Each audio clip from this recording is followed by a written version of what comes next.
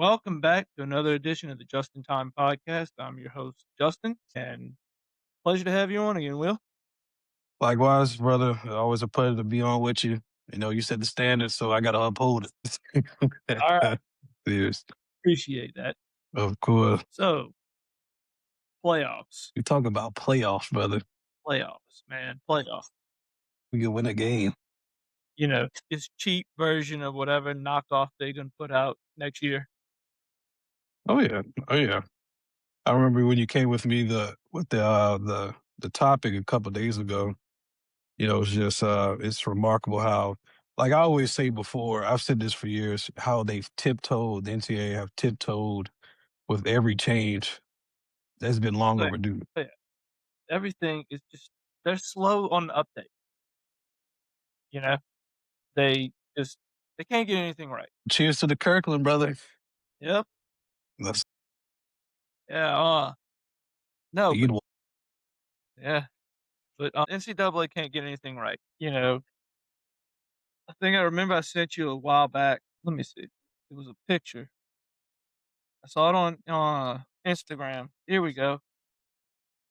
2014 playoff at the Big Ten. I remember I sent it to you because I told you who said the Big Ten is useless. Yep. And you fulfill your purpose, but Here we go.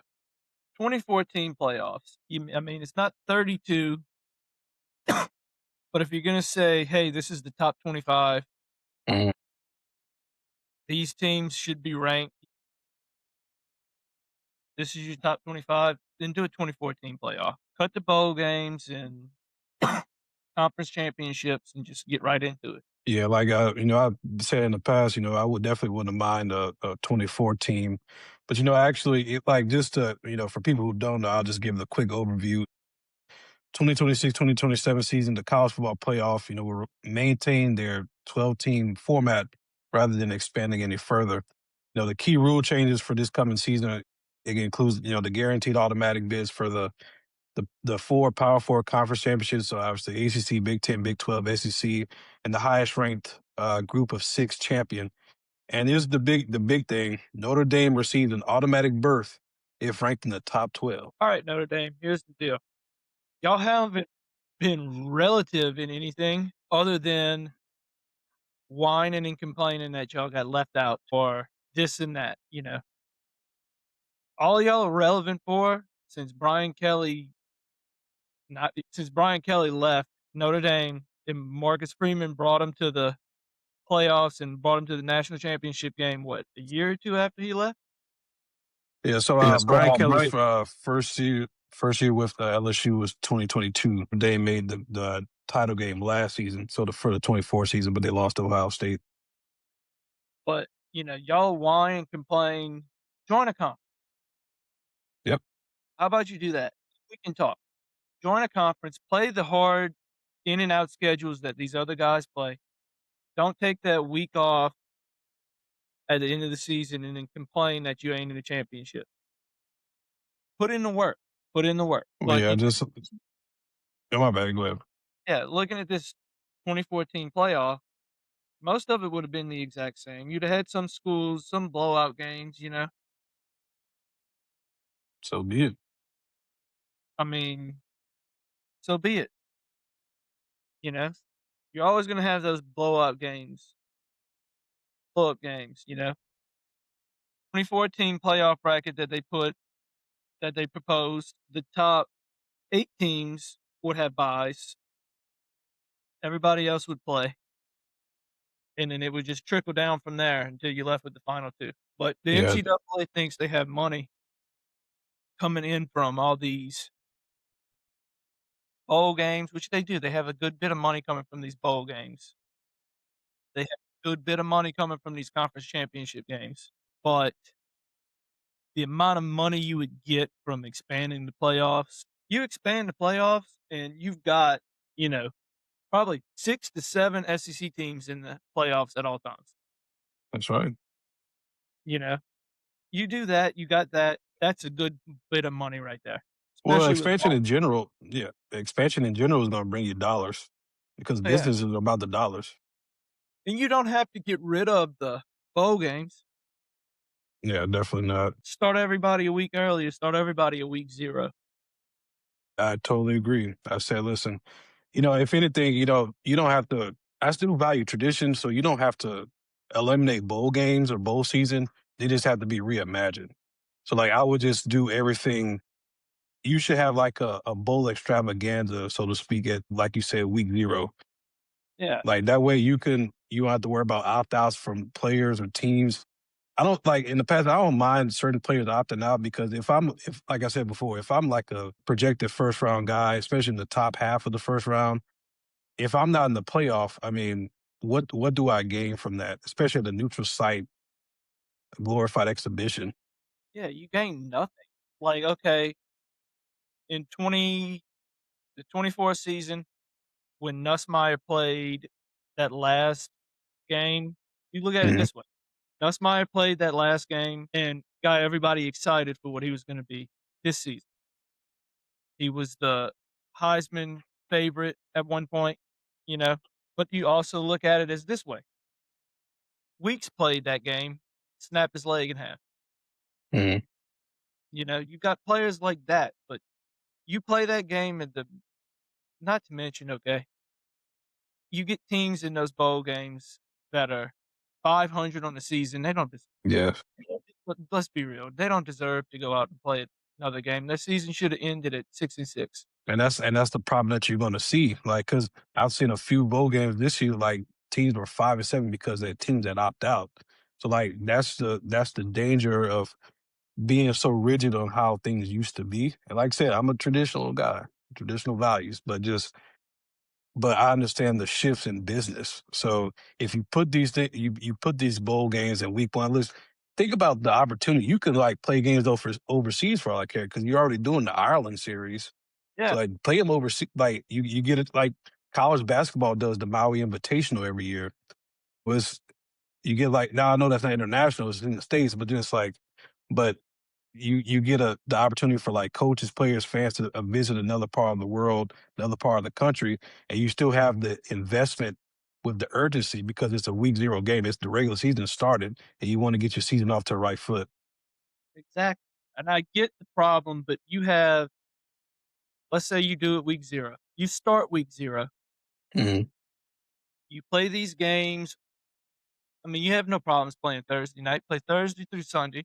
Then the next weekend, you can play the rest of the games Friday to Monday. You've got a little bit of built-in wiggle room. The only wiggle room you don't have is the Army Navy game at the end of the season. Right. That is an executive order now. Yeah. I'm not gonna lie, I kinda like it. I mean, just That is like a true yeah, just historical like game. yeah, absolutely. I mean, one of the bigger ones. Admittedly, growing up, just I never looked at it so highly. I know it's an important game. It's a rivalry. I mean, it's the armed forces, but just it's not like Ohio State, Michigan, or like the Iron Bowl and stuff like that. But I know it has its weight, And it means a lot to those guys. as it should. And I respect, like, I mean, they have far more important things to worry about football. So I mean, I just let them have their moment. So I'm totally for that. They have far more important things to do. But Yeah. And I know they like they traditionally play it in December.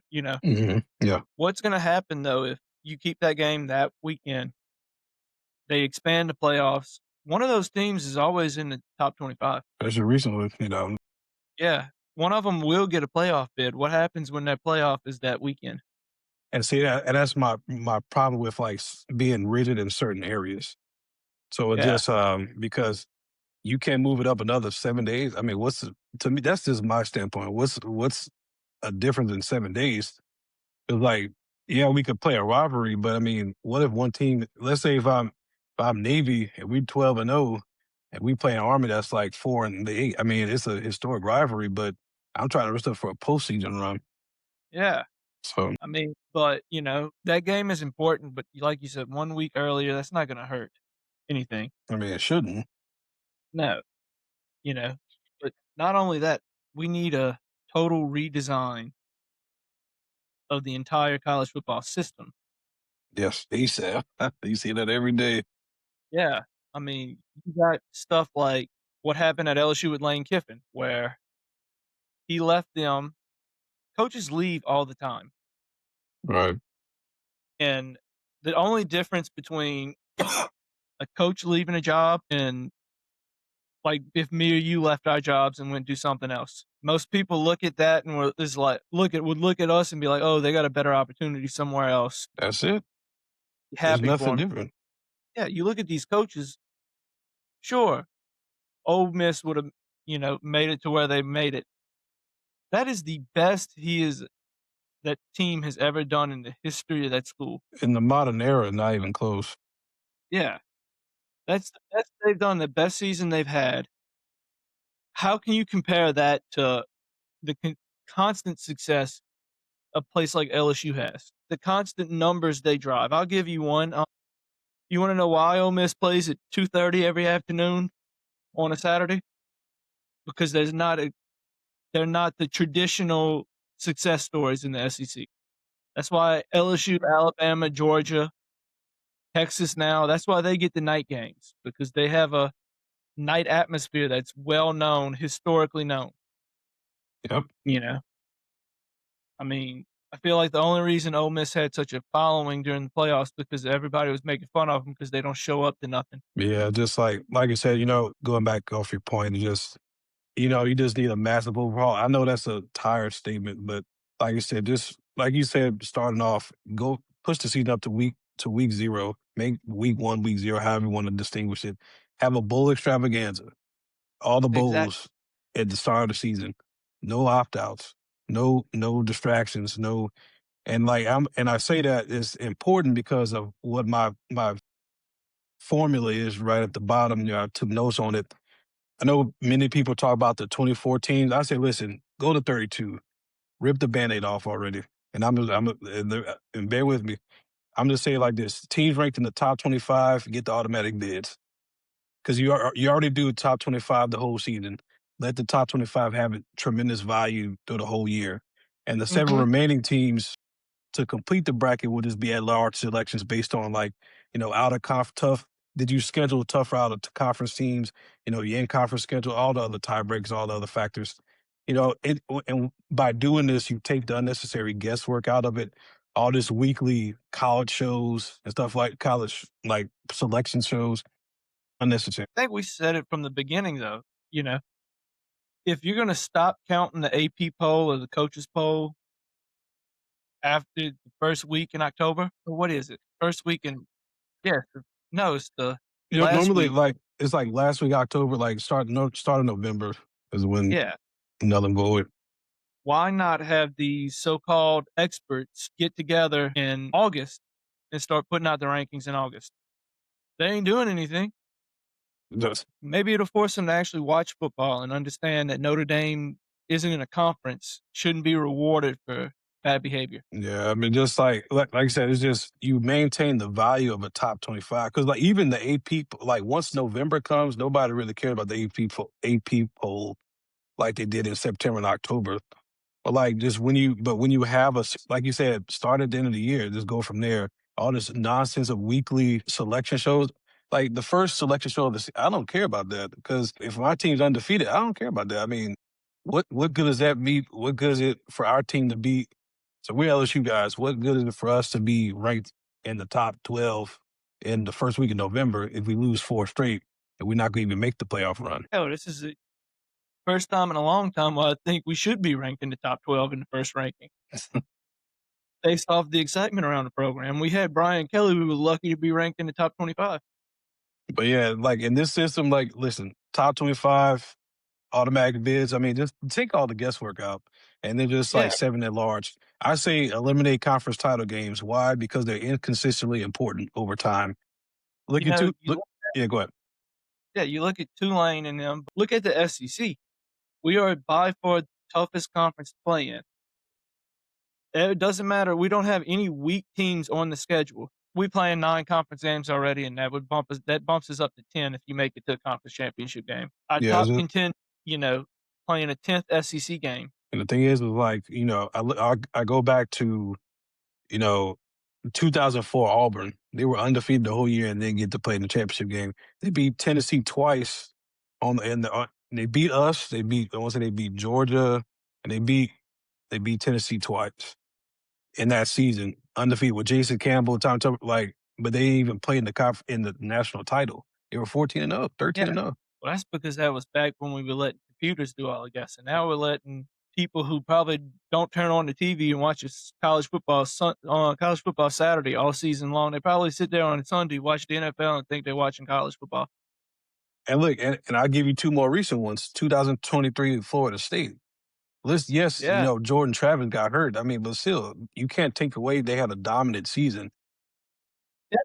If they lost 70 to nothing in the playoffs, so be it. Like we said, I mean, they earned their right to be in the playoffs. They were undefeated Power Five conference title Yeah. champion. That's the difference.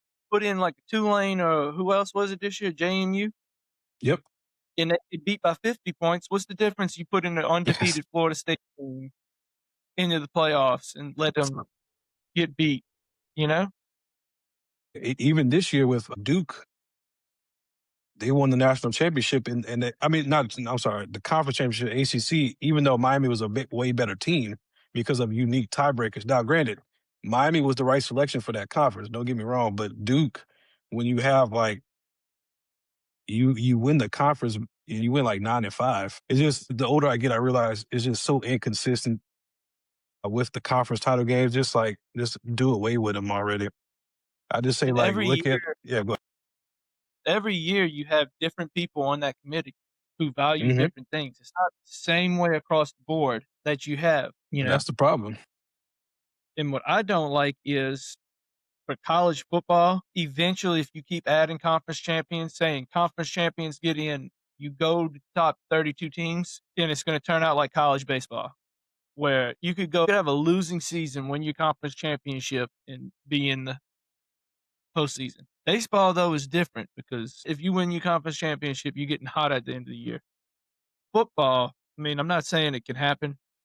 I Mhm. mean, anything can happen. I mean, it'd be logistically hard.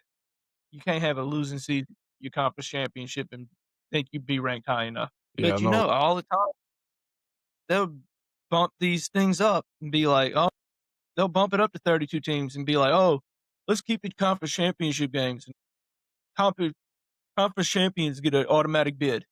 I mean, the thing is, it's like when with all the merging of conferences over the last several years and the increased conference in season conference schedule. I mean, you should have plenty of data to use to determine it without an actual conference title game. Exactly.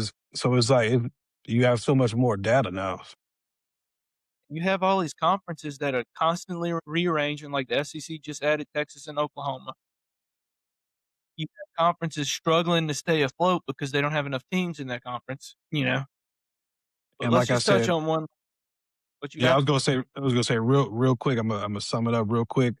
Just when we talk about um, just eliminate conference title games instead of using the conference title game weekend. Just make that awards weekend, and that would be like a bye week for all the 32 teams because no need like, and hear me out with this. This every all the 32 teams will play on the same week, like Thursday, Friday, Saturday, Sunday. So that's a built-in bye for everybody. Round of 32, the top 16 teams that are ranked, they will host home games in their home stadiums. Round of Yeah, I like that. 16, Round of 16, the highest 8 remaining seeds from the first round will host home games in their home stadium. Like I said, nothing like a home playoff game in the college football playoffs. I've loved what I've seen in the last 2 years. And then If in the you do it like that quarterfinals, yeah, go ahead. you do it like that, all that money that is gonna be that they would pay for those bowl games and all of that, they're tripling it, maybe quadrupling it, and it's going to the right place. It's going to the Exactly. concession sales, it's going Yes, to the university. that's it.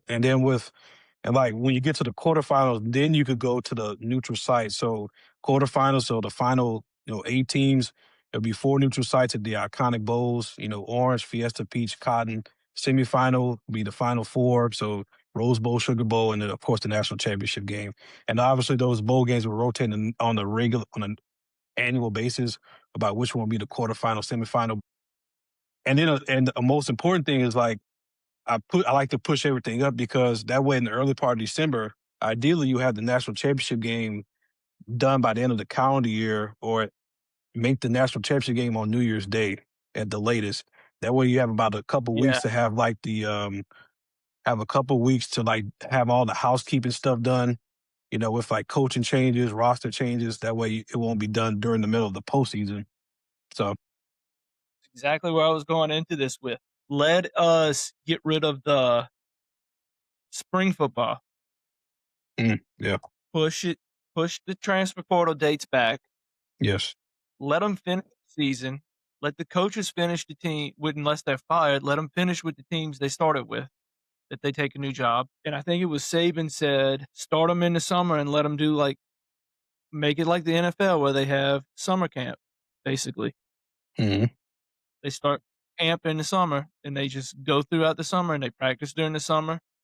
That way they have 2 months to get to know each other, hmm 2 months to learn these systems, then start the fall, you know? I'm with totally 1000% agree.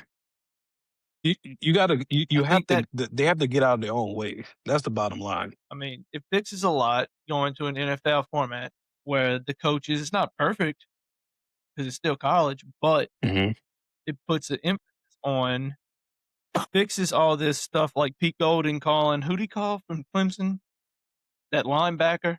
Yeah, I forgot his name, but that's the whole yeah. Funny how when you spit up, it comes back down because you spit up and said all that about Lane Kiffin with no proof, and now they've got text message proof because your coach couldn't keep it in his pants. He had to send text messages and calls, and that kid submitted all of that to Sweeney and Clemson, and going straight to the. It's God bless. That's their problem. That's their yeah, problem. Good luck. funny how it happens. Huh? I love it. Yeah, but moving on, kind of staying in the realm of football. hmm I saw more clips from the Mic'd Up podcast this week. They were talking about playing a baseball team should play on Tiger Stadium, at Tiger Stadium. That'll be interesting. That would be fun. It'll be unique. I mean, just like you already have an iconic like I remember you sent me the I don't know if it's you or my coworkers. It's like they sent me like the AI version of what Alex Box could be. They have like multiple decks. It's like an AI version of Yeah, the I think I do that. yeah, Yeah, it was so beautiful. I said, "This make it like it's an iconic baseball venue. Just deck it out." I yeah. mean, just I mean, you couldn't. It gets loud over there already. Can you yes, imagine if you had that, how loud it would be? The only problem with them playing at Tiger Stadium is I don't think Tiger Stadium, the field is wide enough. I don't think really. the dimensions add up. That's interesting. I mean, traditionally, I know like many, in the pros, like the San Francisco Giants played they played at Candlestick Park where the 49ers played, Dolphins played, the Marlins played where the Dolphins played, and um, what there used Yeah, to be like Sun Life Stadium, but yeah, but I don't think we could logistically take Tiger Stadium apart like that, though. yeah, Because football is just straight up, and then baseball starts at the diamond, and it just goes out. I don't think it might work, but just dimension wise, I don't think it'll work. But I would yeah, love to see that, just like they putting on all these concerts. yeah. I mean, because I also think about like Oakland, the Athletics. They would play them and the Raiders would share the stadium. So like McAfee Stadium. Yeah, So I mean, the names changed so much. So bear with me, y'all. But just yeah, it'd be interesting to see at least once a year. yeah. I mean, it would be fun to see them do something different. I'm pulling up the scrimmage stats right now. Ooh, I like that. They just put up 6 hours ago. The LSU put up the new Intimidator. Mm. Yeah, I definitely want to see. I was trying to like open up the scrimmage where they have the scrimmage schedule. Yeah, they I think it's the I pulled up the recruit, but I think that's not where I need to go. Let's see. I think it might be baseball stats, baseball data. I think is what we need. Okay, here we go.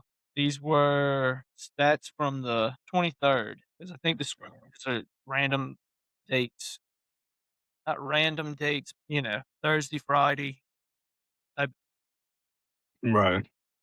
okay, from the 21st, the scrimmage on the 21st. We had Seth Dardar. These are the exit velocities, top trackman exit velocities.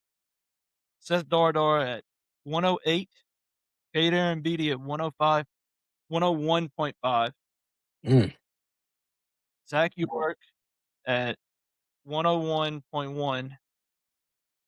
Braden Simpson had the next two at 101 and 100.5. John Pearson had 100.4, and Tanner Reeves was 100.3. okay. They have listed here Seth Dardar went 2 for 2 with a home run and 3 RBIs. Chris Stanfield went 2 for 2. Jake Brown was 1 for 2 with a walk and 2 RBIs. Zach York was 1 for 2 with a walk and 2 RBIs. And Braden Simpson went 2 for 3. Cooper Moore pitched 4 innings, gave up 2 hits, 0 earned runs, and 5 Ks. Then on the 22nd, we'll just skip the exit velos.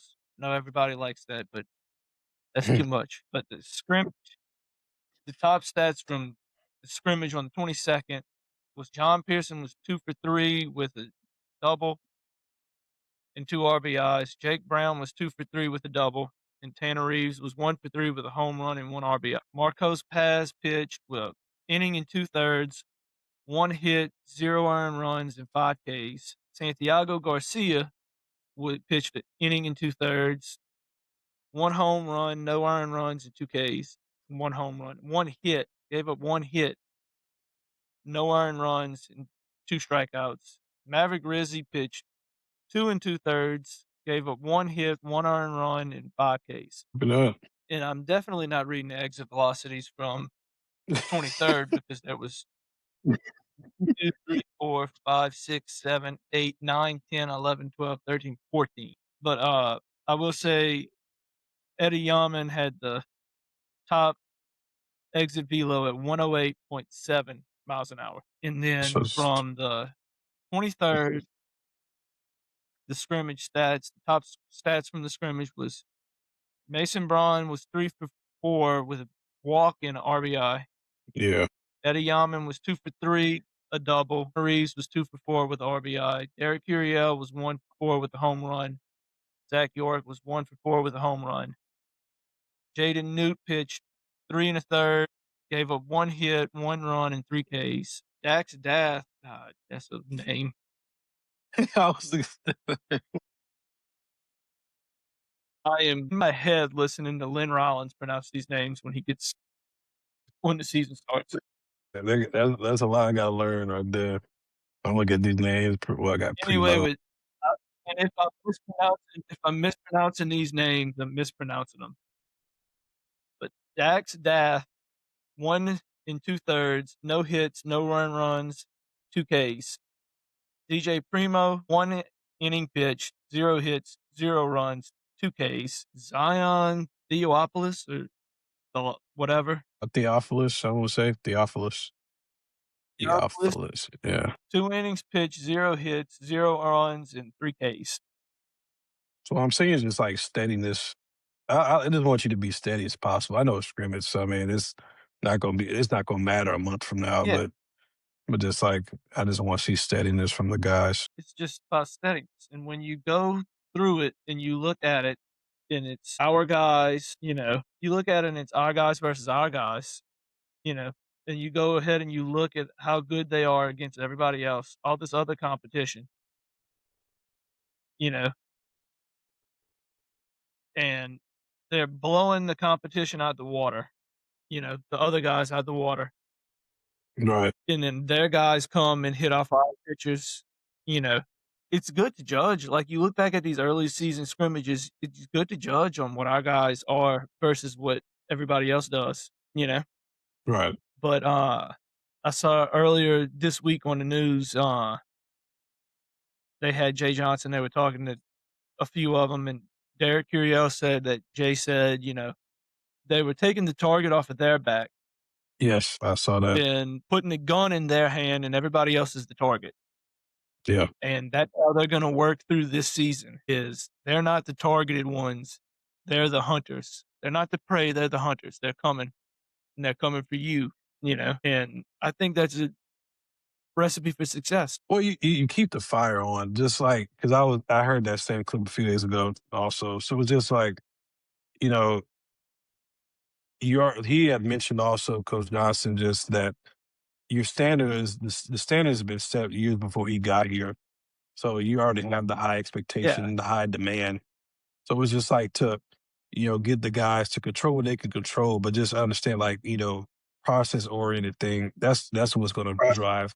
Obviously I'm not naive to not having talent, but just keep the process up because we see what, a couple years ago, just like we struggled fielding and like, it's just, not Yeah, having the routine plays. So you keep I mean, you can have the talent, but just keep the process. Make sure, you keep the fire going, like you said, and just, change your mindset. We're still going to attack, right, because we got a title to defend. yeah, you gotta attack, but and I think I said this a lot last year, you gotta set the tone early. You gotta have that guy, that Friday night guy that can come in and set the tone for the weekend, and I think you can pick any of those guys, Zach Cowan, Kason Evans. Kason Evans, I think, is gonna be your Friday night guy, you know? Mm. Pick any of those guys that we talked about last week, you know, that start, and I think any of those guys will set the tone, and then one of our biggest things has always been relief pitching coming in. The Yeah. relief pitching has to follow that tone that the starter set, you know? Hmm. You can't be up by 10 runs, about to 10-run rule somebody, and then let them come in and get these cheap hits and work their way back into a game. Especially You not in have to conference set the play. tone and keep the tone. Yeah. I mean, you have to set the tone and keep the tone and just keep rolling through it, but it all starts on that Friday night. That Friday night is a must. You must get that win. Must set that tone, you know? Just Right. you gotta do it. You gotta do it. But I think Jay's got a talented team. I think he'll come out. He'll get them boys ready to play. Yeah, I just I think like it's got gonna a be a fun notification. season. It should be. I totally agree. Like, I've never, I've been fortunate, like even when we was in college, we didn't have the championship to show for it. Like you and I would go all the time. It's just, we were dominant then. It was just, they just didn't put it together. And then the day, because we lost in Yeah, the final when we was in college, but they had some dominant teams then. yeah. Oh, yeah, if you look at it, like, I went back around that time, you know how Facebook shows you, like, your memories and everything from Hmm. that day? When they started announcing that last weekend in March where conference championships, they go in, they say, "Oh, this team is going there." They just do the announcement and stuff from a good the whole time we were in college for the most part. Every time I looked at that, it was top 8 national seed, top 8 Yep. national seed, Yep. top 8 national seed with nothing to show for it, you know? They just couldn't get over those teams had the talent, they just couldn't get there and do what they needed to do to And it's make that unfortunate, to put like, their name especially on with it. their history, yeah. But I mean, it happens. And like you said, hopefully with this new intimidator that I'm looking at it, because I just got the notification from Reddit, give us some extra Yeah. motivation. I just love it, man. You look up there and see 8. I mean, like I said, if you expand it to like the triple deck, like the AI picture for the stadium, like you could put it around the stadium, around the deck. Or better yet, you could name each Yeah. section of the stadium a year of the championship that they won. I'm in '91. I'm in '09. I mean, you pretty much can already do that. Yeah. So that's the Yeah, but I luxury of think having that great this program. year's gonna be oh, yeah, always a luxury. The history alone gets you to that point. Mhm. But I saw something this week. The CBA is considering making college-based looking at the NFL and the NBA's draft rules, meaning high school players have to go to college, play in college. They can't be drafted out of high school. That happens. Good luck, everybody else. 'Cause, yeah, that's interesting. I mean, because like, you 'Cause, have the baseball has the farm systems, so it's like, yeah, I'd be curious to see how they organize well, yeah, but, MLB, you should I know, say, farm system. nowadays, if you yeah, nowadays, you get to it and you look at college teams and then you look at their farm system. The Mhm. kids who go to college come up faster than the one, go straight from high school to the in the draft and go most of those kids come up and they're more ready to play. They're developed, you know? And if they're developed, they get developed more. They just that some of them just need that little shine and They go to college, they get that shine, they get that development. They grow up a little bit, and then everything just flows for them. Look at 2 recent guys for LSU. I mean, I can't really say Paul Skeens. Paul Skeens came from Air Force, but I mean, look at what he did at LSU. LSU polished him as a baseball player. He was already polished as a, let's be honest, he's a robot. Yeah, just like I They was just took him and you oiled him up a little instead of that is a putting him in unicorn. Yeah. instead of putting him letting him catch, gave him one purpose, and he dominated that one purpose, and he continues to dominate that one purpose. I don't know Major League Baseball that much. When's the last time we had a Rookie of the Year and the Cy Young Award winner the next year? Gotta have to look that up. Yeah, I mean, you just look at it and they're polished. I mean, look at Dylan Cruz. Dylan Cruz is another one. He was ranked high coming out of high school, and we got him to campus, and he was the number 2 pick in the draft, and he was Golden Spikes Award winner, number 2 pick in the draft. And then he spends a season and a half, no, I think a season and a half, maybe a season in the minors, and they pull him up to MLB. Now, this season, he got off to a good start. He got off to a terrible start, then started heating up and got injured and had to come back. That's just 2 recent examples of guys coming to college. One, Cruz was an example of foregoing the draft and coming to college. Yeah. Yeah, But to answer but your question real point quick, being, you know like Fernando Valenzuela, he's the only player in I probably mispronounced it, so forgive me. Just the only player in MLB history to win both Rookie of the Year and Cy Young. And that was back in 1981 with the Dodgers. The Dodgers. It was a strike short season. yeah, so It was he like got Fernando rookie Mania. yeah, he got the Rookie of the Year and the Cy Young Award in the same year? Is Yeah, that he what you went. said? Yeah, so he was the only one. That was the only time that happened where he won Cy Young and Rookie of the Year. So it was he went 13-7 with a 2.48 ERA and 11 complete games and 8 shutouts. It was a strike short of seasons though, Yeah, like so shortened season. not quite what Skeens did. He did it Yeah. Rookie of the Year 1 year, then came back and got Cy Young, but still impressive. Oh, for without question. But I really think Skeens has that advantage of where he was a two-way player Hmm. for most of his career, so he wasn't throwing all that junk and all that stuff, destroying his arm like the rest of them. Where for their full careers with extended outings, he would just come in, throw an inning or 2, and then go back to catching, you know? Right. Then he gets to LSU, they make him a sole starter, and he just has that huge jump because he's well rested, he's not catching, he's not doing all those other duties that they do at the service academies either, Yeah. you know? I mean, part of what makes him special, I think, is that military mindset. Yeah. It's a privilege to watch him. But enough about the past, They got a bright future. but yeah, going back to what you were saying, it is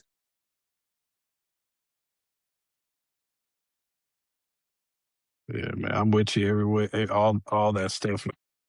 yeah, when he was at LSU, I was lucky enough to sit in the Champions Club right behind the third base dugout Right. for the Tennessee game, Mm, and just watching him throw, it's like that ball just was left his hand and then was gone right back to him within 5 seconds. Not even 5 seconds, like 2 seconds. right. Yeah. You got anything to close us out? Like I said, brother, listen, appreciate you having me on as always. I would say like we should just go to 32 just to sum it up real quick. 32 teams or Appreciate you nothing. coming on. Likewise, 32 teams or nothing, and I'm Yeah. excited for this season. We Yeah. listen, ready to get to that baseball. Shout out to Wheels, like the YouTube channel with the Yeah. highlights. Major shout out. And Black Canvas Tees. Yeah. Blank canvas these. Yep. All right. Let's see if I got a quote for everybody today. I didn't quite look one up. So, all right. I don't have a quote for today, but I'll just say this. I don't have a quote for today. I ain't got nothing for everybody today. Listen, we got quotable I stuff in the guess, 50 minutes we recorded, brother. We good. yep.